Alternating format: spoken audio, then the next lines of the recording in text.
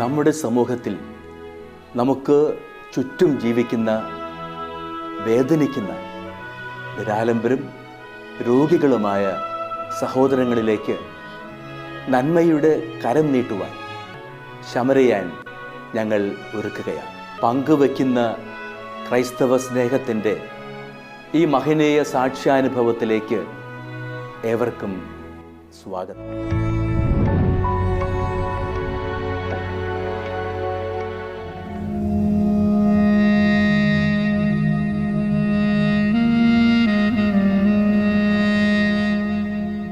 കാരുണ്യത്തിൻ്റെ സഹായഹസ്തവുമായി ശമരിയൻ ഇന്ന് കടന്നു ചെല്ലുന്നത് മേലൂർ ഗ്രാമപഞ്ചായത്തിൽ നടത്തുരത്ത് 13-ാം വാർഡിൽ കരുവാപ്പടി ദേശത്ത് ഡിവൈൻ ക്വാർട്ടേഴ്സിൽ താമസിക്കുന്ന റീനയുടെ ഭവനത്തിലേക്കാണ്.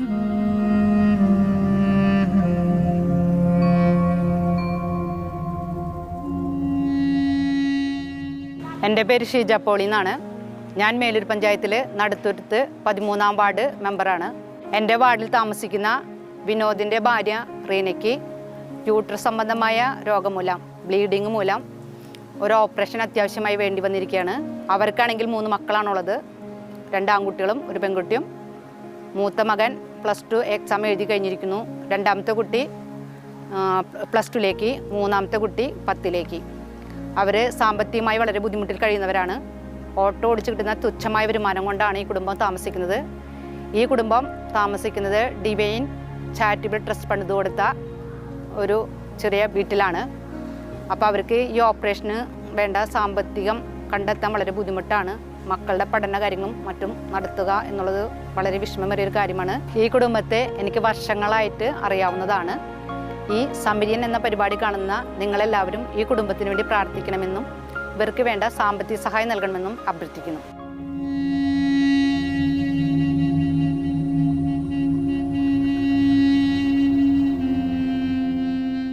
നിരന്തരമായുള്ള രക്തസ്രാവം എന്ന അസുഖം മൂലം ശാരീരികമായി വളരെയധികം ബുദ്ധിമുട്ടുകൾ അനുഭവിച്ചുകൊണ്ട് തീർത്തും അവശതയാർന്ന രോഗാവസ്ഥയിലൂടെയാണ് റീന ദിവസങ്ങൾ കഴിച്ചുകൂട്ടുന്നത്.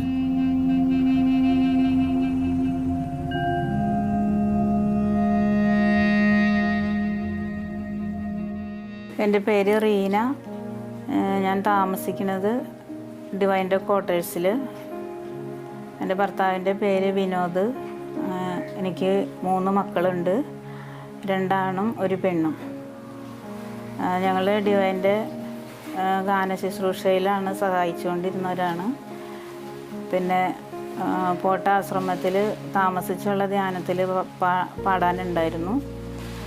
അതുകൂടാതെ ഡിവൈൻ്റെ ഔട്ട്റീച്ച് പ്രോഗ്രാമുകളിൽ പോകാറുണ്ട്. ഇപ്പോൾ കുറച്ച് നാളായിട്ട് ഞാനെങ്ങും പോകാറില്ല, സുഖമില്ലാണ്ടായതിന് ശേഷം. ഇപ്പോൾ ഞാൻ ഇങ്ങനെ പോയിക്കൊണ്ടിരിക്കുന്നതിൻ്റെ ഇടയിൽ എനിക്ക് വയ്യാണ്ടായി, വയറുവേദന ഇടയ്ക്കിടയ്ക്ക് വരിക, ബ്ലീഡിങ് റെഗുലർ അല്ലാത്ത രീതിയിൽ വരിക, സാധാരണ രീതിയിൽ നിന്ന് വ്യത്യസ്തമായിട്ട് ബുദ്ധിമുട്ടോട് കൂടിയിട്ട് വേദനയായിട്ടും ഒക്കെ വന്നു തുടങ്ങിയപ്പോൾ ആദ്യമൊന്നും ഞാൻ കാര്യമാക്കിയില്ല. പക്ഷേ കൂടി വന്നു കഴിഞ്ഞപ്പോൾ ഡോക്ടറെ അടുത്ത് പോയി. അപ്പോൾ ആദ്യം മരുന്ന് തന്നു വിട്ടു. അത് കഴിച്ചിട്ടൊന്നും എനിക്ക് കുറയണില്ല. അതിപ്പോൾ വീണ്ടും എനിക്കൊരു സ്കാൻ ചെയ്തപ്പോഴാണ് പറയണത് ഫൈബ്രോയിഡ് ഉണ്ട്. എന്നിട്ട് അത് കഴിഞ്ഞ് എനിക്ക് DNC ചെയ്തപ്പോൾ ഞാൻ ചോദിച്ചു കുറയുമായിരിക്കും. പക്ഷേ കുറഞ്ഞില്ല. ബ്ലീഡിങ് എനിക്ക് കൂടുതലാവുക ചെയ്ത്, സാധാരണ ഉള്ളതിൽ നിന്ന് വീണ്ടും കൂടി. അപ്പോൾ വീണ്ടും എനിക്ക് ഗുളികകൾ മാറി തന്നു. ഗുളിക കഴിക്കണുണ്ടെങ്കിലും എനിക്കിത് കുറയണില്ല, നിൽക്കണില്ല. മാസം ഫുള്ളും ബ്ലീഡിങ് വരുന്ന അവസ്ഥയായിരുന്നു. അപ്പോൾ അത് എന്തുകൊണ്ട് അങ്ങനെ കുറയാത്തതെന്ന് വിചാരിച്ച് വീണ്ടും സ്കാൻ ചെയ്തു. അപ്പോൾ ആദ്യം ഉണ്ടായതിനേക്കാൾ കൂടുതൽ ഫൈബ്രോയിഡുകൾ വീണ്ടും ഉണ്ടായേക്കുകയാണെന്ന് പറഞ്ഞു. അപ്പോൾ വേദനയാണെങ്കിൽ സഹിക്കാൻ പറ്റില്ല, രാത്രിയും പകലൊന്നും ഇല്ല, എനിക്ക് നടക്കാൻ പറ്റില്ല, ഒന്നും ചെയ്യാൻ പറ്റില്ല. വീട്ടിലായാലും ഒന്നും ചെയ്യാൻ പറ്റാത്ത അവസ്ഥ, അണപ്പ്, കിതപ്പ്, എന്താ പറയുക, വീട്ടിൽ നടക്കുമ്പോൾ പോലും ഞാൻ അണയ്ക്കും. കാരണം അത്രയും ബ്ലഡ് പോയിട്ട് ശരീരത്തിൽ ബ്ലഡ് ഇല്ലാത്ത അവസ്ഥയായി. അപ്പോൾ എന്നോട് പറഞ്ഞു ഇനി വേറെ എങ്ങും പോകരുത്, കാരണം തളർന്ന് വീഴും, അങ്ങനെ ബ്ലഡ് ഇല്ലാത്ത അവസ്ഥയല്ലേ. അങ്ങനെ പറഞ്ഞ് പിന്നെ വീട്ടിൽ തന്നെയായി, ഞാൻ എങ്ങും പോവാത്ത അവസ്ഥയായി. ചിലപ്പോൾ കുർബാനയ്ക്ക് പോലും പോകാൻ പറ്റാറില്ല ഞായറാഴ്ചയൊന്നും.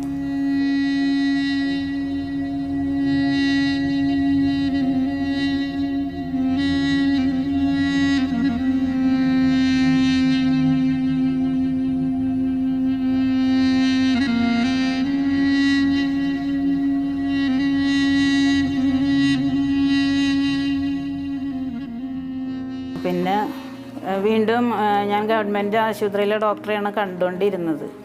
അപ്പോൾ ഡോക്ടർ പറഞ്ഞു ഇനി ഇങ്ങനെ കൊണ്ടുപോയാൽ ശരിയാവില്ല, നമുക്ക് ഒന്നുകിൽ ഓപ്പറേഷൻ ചെയ്യുക, അല്ലെങ്കിൽ ഒരു 6-7 മാസമെങ്കിലും ഗുളിക തുടർച്ചയായിട്ട് കഴിക്കണം എന്ന് പറഞ്ഞു. ഗുളിക കഴിക്കണമെങ്കിൽ തന്നെ നല്ല ചിലവുള്ളതാണ്, നല്ല പൈസ വരും ഗുളികയ്ക്ക്. അപ്പോൾ അത് നിങ്ങളെ കൊണ്ട് സാധിക്കുന്നുണ്ടെങ്കിൽ മാത്രം ഗുളിക കഴിക്കുക, അല്ലെങ്കിൽ ഓപ്പറേഷൻ ചെയ്യണതിനെ കുറിച്ചിട്ട് ചിന്തിക്കാം എന്ന് പറഞ്ഞു.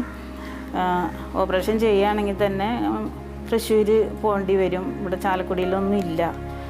അപ്പോൾ അങ്ങനെ ഞങ്ങൾ ഒരിക്കൽ ഡോക്ടറോട് പറഞ്ഞിട്ട് തന്നെ തൃശ്ശൂർ പോയി, മുളന്തുകാവിൽ പോയി ഡോക്ടറെ കണ്ടു.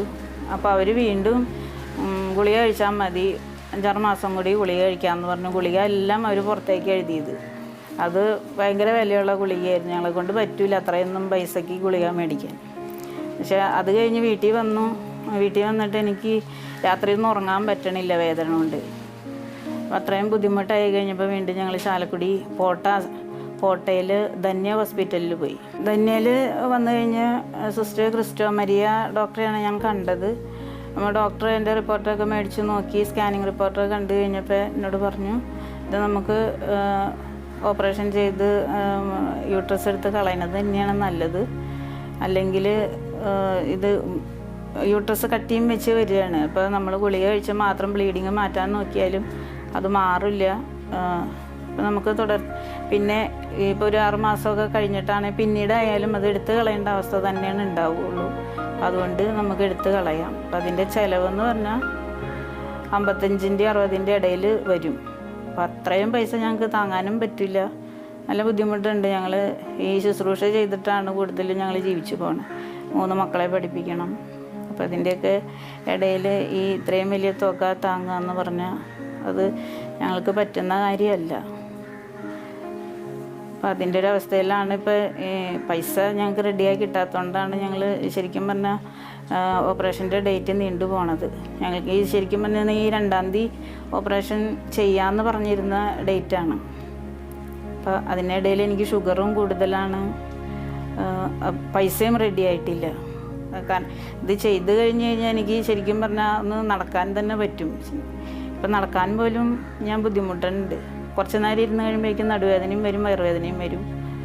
അതുപോലെ തന്നെ അണപ്പും ഇതൊക്കെ വരുന്ന കാരണം പുറത്തേക്കൊന്നും പോകാൻ പറ്റാണ്ട് ഒക്കെ കുറേ നാളായിട്ട് പെരയുടെ അകത്ത് തന്നെയാണ് ഞാൻ. ഇത് എത്രയും വേഗം ഇത് ചെയ്ത് കഴിഞ്ഞാൽ എനിക്ക് അത്രയും സുഖം കിട്ടും. ഞാൻ ഫാമിൽ വന്ന് താമസമായിട്ട് ഇപ്പോൾ 12 വർഷമായി. അതിന് മുൻപ് വാടക വീട്ടിലായിരുന്നു താമസിച്ചിരുന്നത്. സ്വന്തം വീട് സ്ഥലമൊന്നുമില്ല. ഈ വാടക വീട്ടിൽ നിന്ന് ഇറങ്ങേണ്ട സമയമായപ്പോഴാണ് ഞങ്ങൾ തടത്തിലച്ഛനെ വന്ന് കണ്ടതും അച്ഛൻ ഞങ്ങളോട് അപേക്ഷ വയ്ക്കാൻ പറഞ്ഞു. അങ്ങനെ അപേക്ഷ വെച്ച് ഞങ്ങൾക്ക് ഇവിടെ വീട് കിട്ടി. ഇവിടെ വന്ന് ഞങ്ങൾ താമസമാക്കി. ഞങ്ങൾക്ക് 3 മക്കളുണ്ട്. 3 മക്കളും പഠിച്ചുകൊണ്ടിരിക്കുന്നവരാണ്. അപ്പോൾ ചേട്ടന് കിട്ടുന്ന ഈ ശുശ്രൂഷയിൽ നിന്ന് കിട്ടുന്ന വരുമാനം കൊണ്ടാണ് ഞങ്ങൾ കുടുംബം കഴിഞ്ഞു പോണത്. അപ്പോൾ ഈ മക്കളെ പഠിപ്പിക്കണ കാര്യവും അതിനിടയിൽ എൻ്റെ ചികിത്സയും മരുന്നിൻ്റെയൊക്കെ ചിലവ് എല്ലാം കൂടി വഹിക്കാമെന്ന് പറഞ്ഞാൽ ഞങ്ങൾക്ക് ശരിക്കും ബുദ്ധിമുട്ടിയാണ് ഞങ്ങൾ മുന്നോട്ട് പോണത്. ഞങ്ങളുടെ കുടുംബ ചെലവ് കഴിയണം. അപ്പോൾ എല്ലാം കൂടി ശരിക്കും ദാരിദ്ര്യത്തിൻ്റെ അവസ്ഥയിൽ തന്നെ ഞങ്ങൾ കടന്നു പോണത്. അപ്പോൾ ഈ ഓപ്പറേഷൻ ഇപ്പോൾ എനിക്ക് ഏപ്രിൽ 2-ാം തീയതി പറഞ്ഞിരുന്ന ഓപ്പറേഷനാണ്. ഇപ്പോൾ പൈസ റെഡിയായി വരാത്തതിൻ്റെ പേരിലാണ് അതിപ്പോൾ നീണ്ടു പോണത്. അപ്പോൾ നീണ്ടു പോകുന്തോറും എനിക്ക് അതിൻ്റെ ശാരീരിക ബുദ്ധിമുട്ടുകൾ കൂടി വരുന്നുണ്ട്. ഇപ്പം ഗുളിക കഴിച്ച് ബ്ലീഡിങ് നിർത്തിയേക്കുക. അപ്പോൾ ഗുളിക നിർത്തി കഴിഞ്ഞാൽ എനിക്ക് ബ്ലീഡിങ് തുടങ്ങും. അത് തുടങ്ങിക്കഴിഞ്ഞാൽ പിന്നെ എനിക്ക് ശരിക്കും ബ്ലഡ് ഇല്ലാത്ത അവസ്ഥയിലേക്ക് പോകും. വീണ്ടും ബ്ലഡ് കയറ്റണം. അങ്ങനെയുള്ള അവസ്ഥയിലേക്ക് ഞാൻ പോകും. അപ്പോൾ അതുകൊണ്ട് ഇപ്പോൾ ഗുളിക നിർത്താതെ ഗുളിക കഴിച്ചുകൊണ്ടിരിക്കുകയാണ് ഞാൻ. അപ്പോൾ ആ ഒരു അവസ്ഥയിൽ നിന്ന് എനിക്ക് രക്ഷപ്പെടണമെങ്കിൽ സാമ്പത്തിക സഹായം കിട്ടിയേ പറ്റുള്ളൂ. സമരിയാൻ എന്ന ഈ പ്രോഗ്രാം കണ്ടുകൊണ്ടിരിക്കുന്ന എല്ലാ വ്യക്തികളുടെയും പ്രാർത്ഥനയും അതുപോലെ തന്നെ നിങ്ങളുടെ സാമ്പത്തിക സഹായവും ഞങ്ങൾക്കുണ്ടാകണം. നിങ്ങളുടെ പ്രാർത്ഥനയിൽ ഞങ്ങളെല്ലാവരും ഓർക്കണം. ഞങ്ങൾക്ക് വേണ്ടി എല്ലാ ദിവസങ്ങളും പ്രാർത്ഥിക്കുകയും വേണം.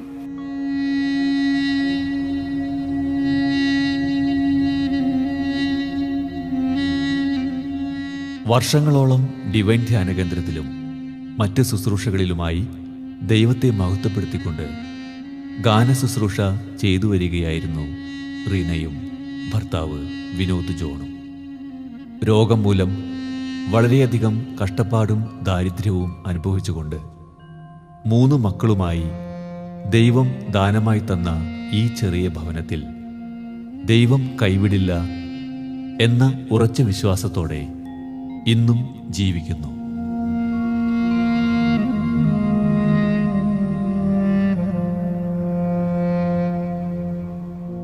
എൻ്റെ പേര് വിനോദ് ജോൺ, വീട്ടുപേര് ചെന്നാപ്പാറ. ഞങ്ങൾ താമസിക്കുന്നത് ഡിവൈൻ്റെ ഫാമിലാണ്. എൻ്റെ ഭാര്യയാണ് രോഗവിവരങ്ങളും കാര്യങ്ങളൊക്കെ സംസാരിച്ചത്.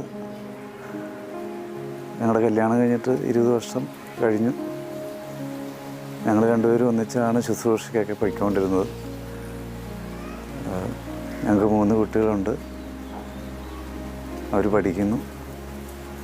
അങ്ങനെ ഓർക്കപ്പുറത്താണ് ഇങ്ങനെ പെട്ടെന്ന് ഇങ്ങനെ ആൾക്കിങ്ങനെ വയ്യാതെ ഒരവസ്ഥയിലേക്ക് വന്നത്. ആദ്യമൊന്നും ഞങ്ങളത് കാര്യമായിട്ട് എടുത്തില്ല. പിന്നീട് ബുദ്ധിമുട്ടൊക്കെ ആയി കഴിഞ്ഞപ്പം ഞാൻ തനിയെ ശുശ്രൂഷയ്ക്കൊക്കെ പോയി തുടങ്ങി. ആളെൻ്റെ കൂടെ അങ്ങനെ വരാറില്ല. പിന്നെ അങ്ങനെ പരിശോധനയിലൊക്കെ വന്നു കഴിഞ്ഞപ്പം പല ആശുപത്രികളും ചെന്നപ്പോഴും ഒക്കെ മരുന്ന് കൊണ്ട് മാറും എന്നൊക്കെ ഓർത്ത് ഞങ്ങൾ കുറേ നാൾ അങ്ങനെയൊക്കെ തള്ളി നീക്കി. അപ്പോൾ അത് കൂടുതലൊരു ബുദ്ധിമുട്ടിലേക്കൊക്കെ വരുമായിരുന്നു. അപ്പോൾ ഞങ്ങൾക്ക് സാമ്പത്തികമായിട്ടുള്ളൊരു ബുദ്ധിമുട്ടുള്ളതുകൊണ്ട് അങ്ങനെ അത് അത്ര ഗൗരവമായിട്ടൊന്നും എടുത്തില്ല. പിന്നീടത് ബുദ്ധിമുട്ടിലേക്ക് വന്നപ്പോൾ സാമ്പത്തികം വേണമെന്നുള്ള ഒരവസ്ഥയിലേക്ക് എത്തി. ഇതിൻ്റെ ഡേറ്റും കാര്യങ്ങളൊക്കെ അടുത്ത് വന്നു. അപ്പോൾ ഞങ്ങൾക്ക് 2-ാം തീയതിയാണ് ഏപ്രിൽ പറഞ്ഞിരുന്നത്. ആ സമയത്തേക്ക് ഞങ്ങൾ സാമ്പത്തികത്തിൻ്റെ ബുദ്ധിമുട്ട് കൊണ്ട് എത്തിപ്പെടാൻ കഴിഞ്ഞില്ല. അപ്പോൾ തീരെ നിവൃത്തിയില്ലാത്തൊരവസ്ഥയിലായതുകൊണ്ടാണ് ഞങ്ങൾ ഇങ്ങനൊരു ഇതുപോലെ ഇങ്ങനെ പറയേണ്ട ഒരവസ്ഥയിലേക്ക് എത്തിയത്. അപ്പോൾ സമരിയൻ്റെ എല്ലാ നല്ലവരായ നല്ല മനസ്സുകളുള്ള എല്ലാ ശുശ്രൂഷകരെയും പ്രേക്ഷകരെയും പ്രത്യേകമായിട്ട് ഞങ്ങളുടെ ഈ പ്രാർത്ഥന സഹായം സ്വീകരിക്കണമെന്ന് അപേക്ഷിക്കുന്നു. ഞങ്ങൾക്ക് വേണ്ടി പ്രാർത്ഥനയിൽ ഞങ്ങളെ ഓർക്കണമെന്നും പ്രത്യേകമായിട്ട് ഞങ്ങൾ ഓർത്ത് പ്രാർത്ഥിക്കുന്നു. ഞങ്ങൾക്ക് സഹായങ്ങളൊക്കെ നൽകണമെന്നും ഞങ്ങൾ പ്രത്യേകമായിട്ട് അപേക്ഷിക്കുന്നു. അപ്പോൾ ഞങ്ങൾക്ക് ദൈവസഹായം എല്ലാവരിലൂടെയും നടത്തി തരണമെന്ന് ഞങ്ങൾ അപേക്ഷിക്കുന്നു. നല്ലൊരു ശുശ്രൂഷ ചെയ്ത് കർത്താവിനോടൊപ്പം തന്നെ മുന്നോട്ട് പോകാൻ ഞങ്ങൾക്ക് സുഖം പ്രാപിച്ചു കഴിയുമ്പോൾ വീണ്ടും ദൈവശുശ്രൂഷയിലോട്ട് തന്നെ തിരിഞ്ഞ് ദൈവം നൽകിയ ഈ ജീവിതം അങ്ങനെയൊക്കെ മുന്നോട്ട് കൊണ്ടുപോകാനാണ് ഞങ്ങൾ ആഗ്രഹിക്കുന്നത്. സ്വന്തമായി ഞങ്ങൾക്ക് ഭവനങ്ങളോ സ്ഥലങ്ങളോ മറ്റ് ഒന്നും ഞങ്ങൾക്ക് സ്വന്തമായിട്ടില്ല. ദൈവം തന്ന ഈ ചെറിയ വീട് മാത്രമേ ഉള്ളൂ ഞങ്ങൾക്ക് ഒരാശ്രയം. ഇത് ഡിവൈൻ്റെ സഹായത്താൽ ഞങ്ങൾ ഇവിടെ അനേകരുണ്ട്. അതിൽ ഞങ്ങളും ഒരു ഭവനത്തിൽ ഞങ്ങളും താമസിക്കുന്നു. ഞങ്ങളുടെ ശുശ്രൂഷയിലെല്ലാം ദൈവത്തിൻ്റെ അനുഗ്രഹവും മറ്റ് ശുശ്രൂഷകരുടെ പ്രാർത്ഥന സഹായങ്ങളും വൈദികരുടെയും പിന്മാരുടെയും എല്ലാം സഹായം കൊണ്ട് മുന്നോട്ട് ഞങ്ങൾ കടന്നു പോകുന്നു. ഞങ്ങളെല്ലാവരെയും ഒരിക്കൽ കൂടി ഞങ്ങളെ സഹായിക്കണമേ എന്ന് പ്രത്യേകമായിട്ട് ഞങ്ങൾ അപേക്ഷിച്ച് പ്രാർത്ഥിക്കുന്നു.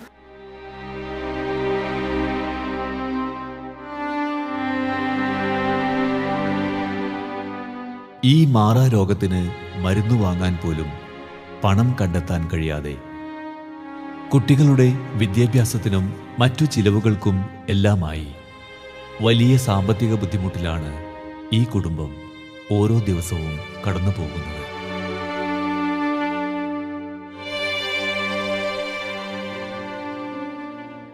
അതുപോലെ പ്രത്യേകമായിട്ട് കുട്ടികളുടെ കാര്യമാണ് എനിക്ക് ഒത്തിരി വിഷമത്തോടെ പറയാനുള്ളത്. കാരണം അവരും 3 പേരും പഠിക്കാൻ തെറ്റില്ലാത്ത രീതി അവർ പഠിച്ചു പോകുന്നുണ്ട്. പക്ഷേ അവർക്കും സാമ്പത്തികമായിട്ടുള്ള ഒത്തിരി ബുദ്ധിമുട്ടുകളും കഷ്ടപ്പാടുകളും നിറഞ്ഞൊരു ജീവിതത്തിലാണ് അവരും പോകുന്നത്. അപ്പോൾ കുട്ടികളുടെ ജീവിതത്തിലേക്കെല്ലാം ഞങ്ങൾക്ക് ഒരുപാട് സഹായങ്ങളൊക്കെ അവർക്കും നൽകണമെന്ന് ആഗ്രഹമുണ്ട്. അപ്പോൾ ഞങ്ങളുടെ അവസ്ഥകളിങ്ങനെ ദാരിദ്ര്യമായൊരവസ്ഥയും കഷ്ടപ്പാടും നിറഞ്ഞൊരു ജീവിതമായതുകൊണ്ട് അവരുടെ ശരിക്കും പറഞ്ഞാൽ അവരുടെ വേദന ഞങ്ങൾ കാണുന്നില്ല. അവർ ഞങ്ങളെ അറിയിക്കാതെ അവർ ഞങ്ങളോടൊന്നും പരാതികളൊന്നും പറയാറില്ല. പക്ഷേ ഞങ്ങൾ നിവൃത്തികേട് കൊണ്ട് അവരോടൊന്നും അതിന് മറുപടി പറയുന്നില്ല. സത്യത്തിൽ അവരുടെ അവസ്ഥയും വല്ലാത്തൊരവസ്ഥയാണ്. അപ്പോൾ അവർക്ക് പഠിക്കാനും മുന്നോട്ടുള്ള ഒരു വഴികാട്ടിയൊക്കെ ആയിട്ട് ഈ സമരയം ഞങ്ങൾക്ക് ഒരു ജീവിതത്തിലേക്ക് ഒരു വഴികാട്ടിയായി മാറണമെന്ന് ഞങ്ങൾ അപേക്ഷിക്കുന്നു. ഭാര്യയുടെയും അസുഖങ്ങളും ആശുപത്രി ചെലവുകളും കാര്യങ്ങളും എല്ലാം ഒത്തിരി ബുദ്ധിമുട്ടുള്ളൊരവസ്ഥയിലേക്കാണ് ഞങ്ങൾ എത്തി നിൽക്കുന്നത്. അപ്പോൾ എല്ലാവരും ഞങ്ങളെ സഹായിക്കണമെന്ന് വിനീതമായി ഞങ്ങൾ അപേക്ഷിക്കുന്നു.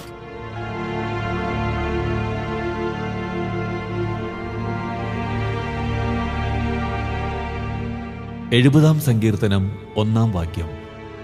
ദൈവമേ, എന്നെ മോചിപ്പിക്കാൻ ദയ തോന്നണമേ. കർത്താവേ, എന്നെ സഹായിക്കാൻ വേഗം വരയണമേ. ഈ വചനം ഉള്ളിൽ പ്രാർത്ഥിച്ചുകൊണ്ട് റീനയും കുടുംബവും കാത്തിരിക്കുന്നു.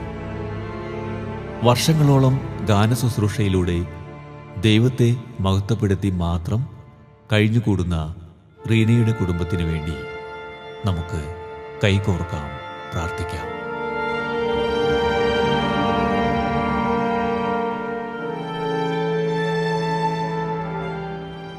ദൈവം തന്നതല്ലാതൊന്നും ഇല്ല എൻ്റെ ജീവിതത്തിൽ.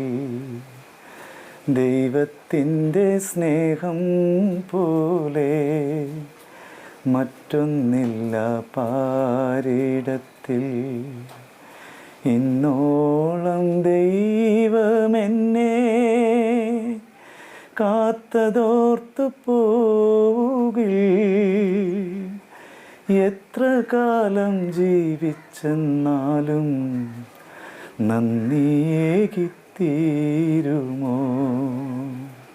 ദൈവം തന്നതല്ലാതൊന്നും ഇല്ല എൻ്റെ ജീവിതത്തിൽ. ദൈവത്തിൻ്റെ സ്നേഹം പോലെ മറ്റൊന്നില്ല പാരിടത്തിൽ. ഇന്നോളം ദൈവമെന്നെ കാത്തതോർത്തു പോവുകിൽ. എത്ര കാലം ജീവിച്ചെന്നാലും നന്ദിയേകിത്തീരുമോ. ദൈവം തന്നതല്ലാതൊന്നും ഇല്ല എൻ്റെ ജീവിതത്തിൽ. ദൈവത്തിൻ്റെ സ്നേഹം പോലെ മറ്റൊന്നില്ല പാരിടത്തിൽ. ഇതുപോലെ ദൈവത്തെ മഹത്വപ്പെടുത്തി ഗാനശുശ്രൂഷയിലൂടെ ഞങ്ങൾക്ക് മുന്നോട്ട് പോകണമെന്ന് ഒത്തിരി ആഗ്രഹമുണ്ട്. ഞങ്ങൾക്ക് വേണ്ടി എല്ലാവരും പ്രാർത്ഥിക്കണം. വിശദ വിവരങ്ങൾക്ക് Samarian divine charitable trust, father Philip Nedunthuruthil VC, care of divine vision, divine media complex, Muringoor PO, Chalakudy, Thrissur, Kerala. Pin 680309. Phone 048027000893. Mobile 9446143727. Email samarian.divinevision@gmail.com. പ്രിയ സഹോദരി സഹോദരന്മാരെ, ഗുഡ്നസ് TVയിലെ സമറിയൻ എന്ന പ്രോഗ്രാമിലൂടെ കഴിഞ്ഞ ആഴ്ചകളിൽ ഞങ്ങൾ നിങ്ങളെ പരിചയപ്പെടുത്തിയ അനിൽകുമാർ എന്ന സഹോദരന് വേണ്ടി സമാഹരിച്ച ചികിത്സാ സഹായ നിധി കൊടുക്കുന്നതിന് വേണ്ടിയാണ് ഞാനിപ്പോൾ നിങ്ങളുടെ മുൻപിൽ നിൽക്കുന്നത്. എൻ്റെ വലതുവശത്ത് നിൽക്കുന്നത് അദ്ദേഹത്തിൻ്റെ ഭാര്യയാണ്. അനിൽകുമാർ 46 വയസ്സുള്ള ഒരു ചെറുപ്പക്കാരനാണ്. ഹോട്ടലിലായിരുന്നു ജോലി. 3 മാസമായിട്ട് കിഡ്നി രോഗം പിടിപെട്ട് 2 കിഡ്നിയും പ്രവർത്തനരഹിതമായതിൻ്റെ ഫലമായിട്ട് കോതമംഗലത്തുള്ള മാർ ബെസേലിയസ് ഹോസ്പിറ്റലിൽ 3 പ്രാവശ്യം ആഴ്ചയിൽ ഡയാലിസിസിന് അദ്ദേഹം വിധേയനാവുകയാണ്. അദ്ദേഹം ഹോട്ടൽ ജോലി ചെയ്തുകൊണ്ടാണ് ജീവിച്ചിരുന്നത്. ഇപ്പോൾ ഈ രോഗം ബാധിച്ചതിൻ്റെ ഫലമായിട്ട് അതിന് പോകാൻ അദ്ദേഹത്തിന് സാധിക്കുന്നില്ല. അങ്ങനെ വളരെ കഷ്ടപ്പെട്ട അദ്ദേഹത്തിൻ്റെ അവസ്ഥയിലാണ് ഗുഡ്നസ് TV അദ്ദേഹത്തെക്കുറിച്ച് അറിയുവാനും അദ്ദേഹത്തിൻ്റെ അവസ്ഥ പരിചയപ്പെടുത്തുവാനും ഇടയായത്. ഗുഡ്നസ് TVയുടെ നല്ലവരായ പ്രേക്ഷകർ, ലോകമെമ്പാടുമുള്ള പ്രേക്ഷകർ വളരെ നിർലോഭമായിട്ട് ആത്മാർത്ഥമായിട്ട് സഹകരിച്ചു. അതിൻ്റെ ഫലമായിട്ടാണ് ഇപ്പോൾ 1,95,000 രൂപ അദ്ദേഹത്തിന് കൈമാറുന്നതിനായിട്ട് സാധിക്കുന്നത്. ഈ അവസരത്തിൽ ഗുഡ്നസ് TVയുടെ എല്ലാ നല്ല പ്രേക്ഷകരെയും നന്ദിയോടെ അനുസ്മരിച്ചുകൊണ്ട് ഈ തുക അദ്ദേഹത്തിൻ്റെ ഭാര്യയ്ക്ക് ഞാനിപ്പോൾ കൈമാറുകയാണ്.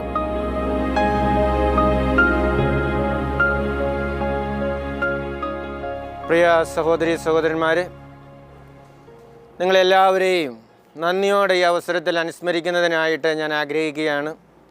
നിങ്ങളെല്ലാവരും നല്ല മനസ്സോടുകൂടി സഹകരിച്ചതുകൊണ്ടാണ് ഇത്രയും വലിയ ഒരു തുക അനിൽകുമാറിൻ്റെ ചികിത്സാ സഹായത്തിനായിട്ട് കൊടുക്കുന്നതിനായിട്ട് ഞങ്ങൾക്ക് സാധിച്ചത്.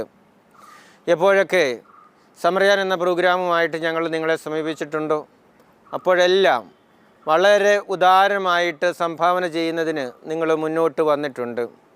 ഇത് തുടങ്ങിയ കാലം മുതൽ ഈ പ്രോഗ്രാമിനോട് നിങ്ങൾ കാണിക്കുന്ന സഹകരണത്തിനും സ്നേഹത്തിനും വളരെ ആത്മാർത്ഥമായിട്ട് ഞാൻ ഗുഡ്നസ് TVയുടെ പേരിൽ നന്ദി പറയുകയാണ്. ഇതിൽ സംഭാവന ചെയ്യുന്നവർ വലിയ ധനികരോ അല്ലെങ്കിൽ വസ്തുവകകളോ ഉള്ള ആളുകളൊന്നുമല്ല എന്ന് എനിക്ക് നല്ല ഉറപ്പുണ്ട്. പലരും ഫോൺ വിളിക്കുമ്പോൾ അവർ പറയുന്ന കാര്യങ്ങൾ കേൾക്കുമ്പോൾ എനിക്ക് മനസ്സിലാക്കാൻ സാധിച്ചത് വളരെ സാധാരണക്കാരും ദരിദ്രരുമായിട്ടുള്ള ആളുകളാണ് ഈ പ്രോഗ്രാമിലേക്ക് തുകകൾ സംഭാവന ചെയ്യുന്നത്. ഒരിക്കൽ ഒരാൾ എന്നോട് പറഞ്ഞു, അച്ഛാ, എനിക്ക് ഇങ്ങനെ സംഭാവന നൽകുന്നതിനായിട്ട് മിച്ചമായിട്ടുള്ള തുകയൊന്നുമില്ല. ഞാൻ ഓർക്കുകയാണ്, എനിക്ക് ഇങ്ങനെ ഒരു അസുഖം വന്നിരുന്നെങ്കിൽ എന്തുമാത്രം കാശ് ഞാൻ ചിലവഴിക്കേണ്ടി വരുമായിരുന്നു, എവിടെയൊക്കെ പോയി കൈനീട്ടേണ്ടി വരുമായിരുന്നു. എനിക്ക് ദൈവം അങ്ങനെ ഒരു സാഹചര്യം വരാത്തത് കൊണ്ടല്ലേ എനിക്കിപ്പോൾ ആരോഗ്യത്തോടു കൂടി ഇരിക്കാൻ സാധിക്കുന്നത്, ഈ ചിലവ് എനിക്ക് ചെയ്യാതിരിക്കാൻ സാധിക്കുന്നത്. അതുകൊണ്ട് എൻ്റെ ചില ആവശ്യങ്ങൾ ഞാൻ വേണ്ടെന്ന് വെച്ചിട്ട് ഇതിന് സംഭാവന ചെയ്യുകയാണ് എന്ന് പറഞ്ഞുകൊണ്ടാണ് പലരും ഈ സംരംഭത്തിന് സംഭാവനകൾ നൽകിക്കൊണ്ടിരിക്കുന്നത്. ഗുഡ്നസ് TVയുടെ എല്ലാ നല്ല പ്രേക്ഷകരെയും നന്ദിയോടെ ഞാൻ അനുസ്മരിക്കുകയാണ്. ഇനിയും നിങ്ങൾ ഇതുപോലെ ഞങ്ങളോട് സഹകരിക്കണമെന്ന് അഭ്യർത്ഥിക്കുകയാണ്. മരുന്നോ ലേപനമോ അല്ല, കർത്താവിൻ്റെ വചനമാണല്ലോ സുഖപ്പെടുത്തുന്നത്. കർത്താവിൻ്റെ ശക്തമായ കരത്തിൻ്റെ സ്പർശനത്താൽ ഈ അനിൽകുമാറിന് രോഗസൗഖ്യം എത്രയും പെട്ടെന്ന് ലഭിക്കുന്നതിന് വേണ്ടി നമുക്ക് അദ്ദേഹത്തെ ഓർത്ത് പ്രാർത്ഥിച്ചുകൊണ്ടിരിക്കാം. ഒരിക്കൽ കൂടി നിങ്ങൾക്കെല്ലാവർക്കും നന്ദി പറഞ്ഞുകൊണ്ട് നിർത്തട്ടെ. നന്ദി. എൻ്റെ പേര് ദീപ. എൻ്റെ ഭർത്താവായ അനിൽകുമാറിന് സമറിയാൻ എന്ന പ്രോഗ്രാമിലൂടെ സഹായിച്ച നിങ്ങൾ ഓരോരുത്തർക്കും നന്ദി പറയുന്നു. അതോടൊപ്പം ഇതിനു വേണ്ടി പ്രവർത്തിച്ച ഗുഡ്നസ് TVയിലെ എല്ലാ പ്രവർത്തകർക്കും നന്ദി അറിയിക്കുന്നു. തുടർന്നും ഞങ്ങൾക്ക് വേണ്ടി പ്രാർത്ഥിക്കണമെന്ന് പ്രത്യേകം അറിയിക്കുന്നു.